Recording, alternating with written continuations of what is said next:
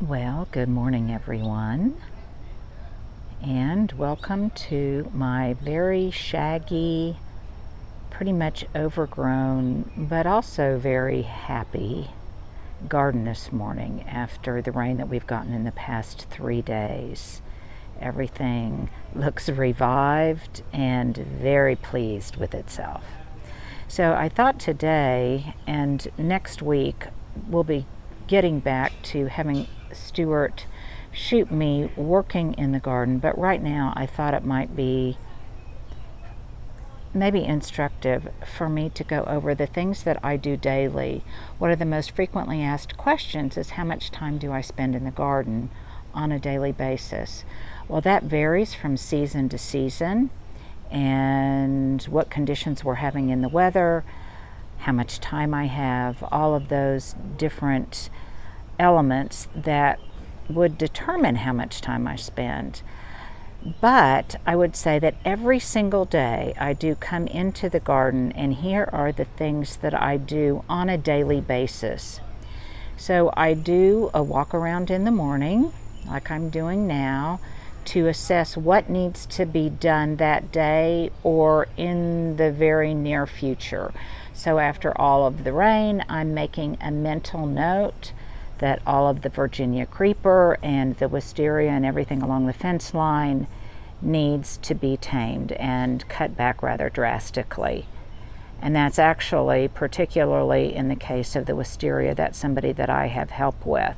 So I'm making a note of that just to see how out of control it's gotten and in what areas it needs drastic pruning. So I do an assessment of what needs to be done when I have the time to do it, or before my helpers with their pole pruners and their strong backs come over.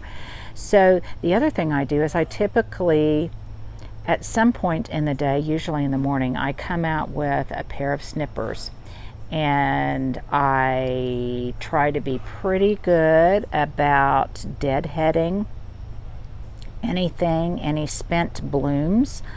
I will sometimes clip off the terminal bud to, say, make my zinnias bushier, or pinch out the tips. In this case, I might want to pinch out the tips of some of those zinnias, or I might wait till after they bloom to encourage bushiness.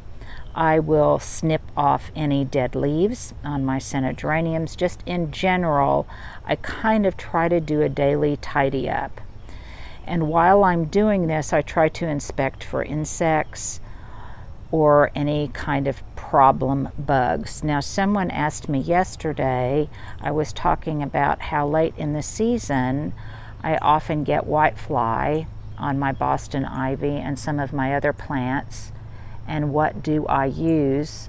And typically I start out with periodically I just do a very strong spray of water with my hose end sprayer initially, and then as I get a little bit more aggressive later on, I'll use a hose end sprayer of insecticidal soap, usually from Safer or Captain Jack's. I do try to be organic. So I look for any kind of pests. If I see things that are chewing on the leaves, if they have holes in them, then I'll get out my Captain Jack's dust and I'll dust those plants. And I try to do that almost on a daily basis so I can stay on top of things. Now, obviously, this time of year, I am typically watering every morning. But because of this wonderful rain, I have not had to do that, and it's been a wonderful break. Rain is just droplets of rest, someone told me, and that is so, so true. If there are any peppers or herbs that I want to harvest, I will also do that with my snippers in the morning. Yesterday I cut a big bunch of basil, and the day before that some jalapeno peppers, so just little bits of fresh daily. Look at how much this boxwood has grown. So I'm waiting till it flushes out evenly all across the expanse, and then I will prune it again, and then towards the end of August I'll start working on my last prune, because I don't want to force too much new growth before it gets cold. So typically end of August through mid-September, it's my last bloom. Now the other thing that I do on a daily basis is take a look at all of my potted plants to see which ones may be struggling or need attention. So right here I've got this Sunshine Ligustrum. This was the product of my meditated pruning video, and I'll try to put a link to it at the bottom. But it was in a pot that got broken, and I'm going to repot it. But I also notice that along the stem it is starting to put out some new growth, and I want that small tree effect, so I'll clean all of that up. So a lot of what I do on a daily basis is just take mental notes of things, of what needs to be done, in addition to just general kind of daily maintenance. That way it doesn't really get away from me. Here are some new visitors in the garden. I've just now noticed them. I have some naked ladies that were gifted to me years ago, and I forget, the foliage comes up in the spring and then it goes away. You forget that you've even got them, and then they have just, assume the birds have planted them. They just come up in weird and mysterious places, and it's always a lovely surprise when those and yes, it is a surprise whenever naked ladies appear. Increasingly it's getting, you can see another one in the distance there behind those hydrangeas. There's one. There'll be larger clumps of them that come up in different areas. Very, very shaggy, you guys. You can see all the wisteria that's just getting ready to grow up into that arborvitae. All of that needs to be whacked back very hard. And next week I'll have Stuart film me pruning that one area that I was mentioning to you earlier. I also try to use my clippers, and I'll come out. Sometimes I just use scissors or whatever to tidy up the thyme that grows at the base of these boxwood cloves. That keeps it going horizontal, not vertical. Thickens it up.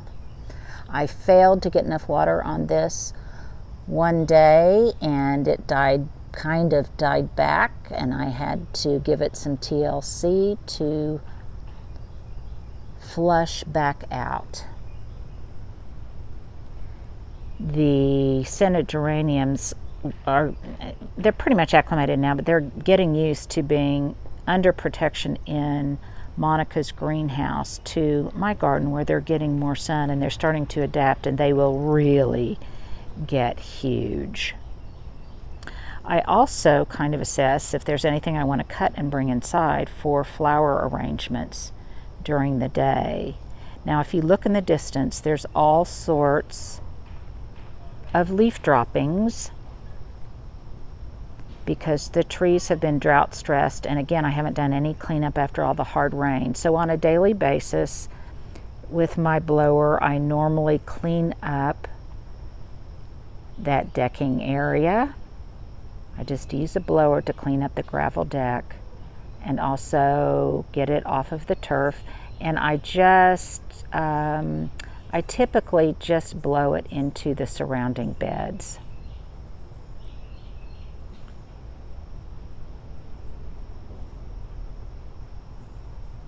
I take note of anything that needs staking, and on a daily basis I'm probably always straightening and staking something.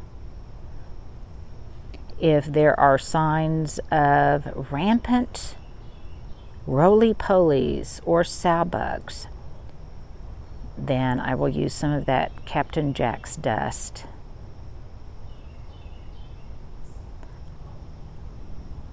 So these are just small things that I do on a daily basis. Nothing major, and they don't really take any time at all. And they give me an opportunity to just walk through the garden and enjoy it. It's a cool morning today. And thank you. So many of you have left me messages. Lord's left me one yesterday saying how much they appreciated and how calming and distracting, I think, they felt these little walkabouts are. lots of daily snipping. And I don't do this daily in the front yard. As I told you, the front yard kind of goes on autopilot and holds its own. Sometimes with my scissors, I will shear something like the lavender. Lots of deadheading on the geraniums. There is very little color right now because we haven't had sun for a few days. But after all of this rain, I anticipate that a lot of things will start developing some color intensity.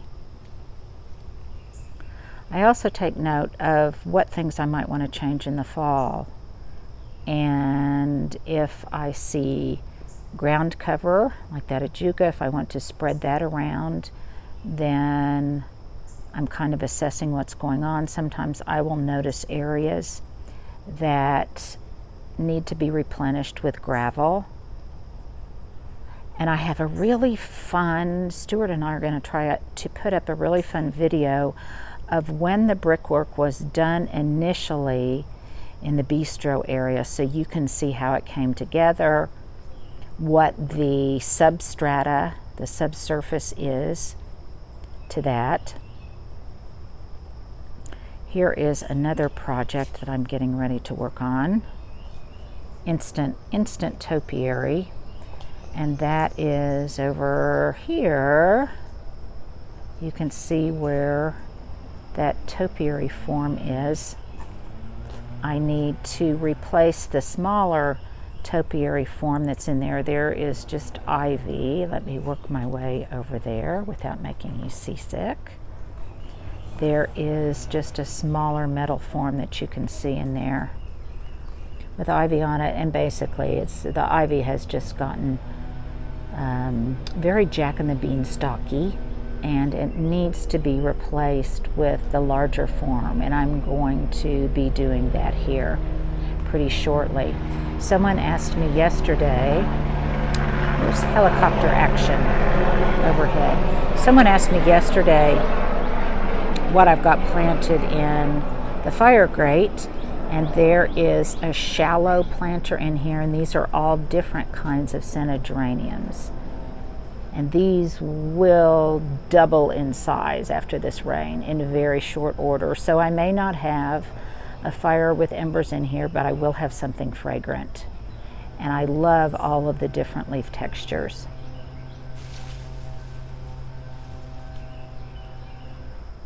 I always have company when I'm out here with the squirrels. Sometimes I feel a little bit like they're watching me. So it's this area in here that I hope to put up a video where you can see my friend Francisco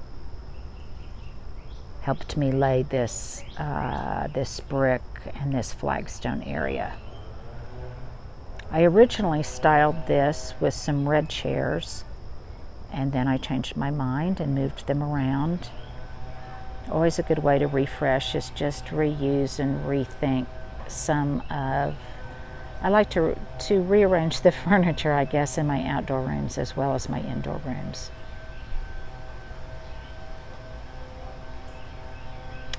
And on maybe an every other day basis, I clean off the glass tabletop. And it is in dire need of cleaning right now after all the rain and the falling needles and branches. And then if there's any obvious topiary clipping that needs to be done, I might give them a quick trim.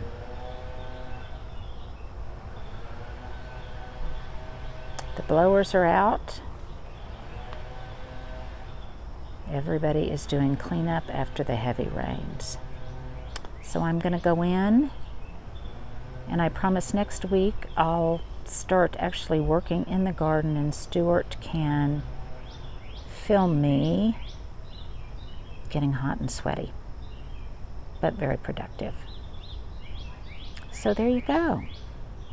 Be safe, stay well, and have a great day, everyone.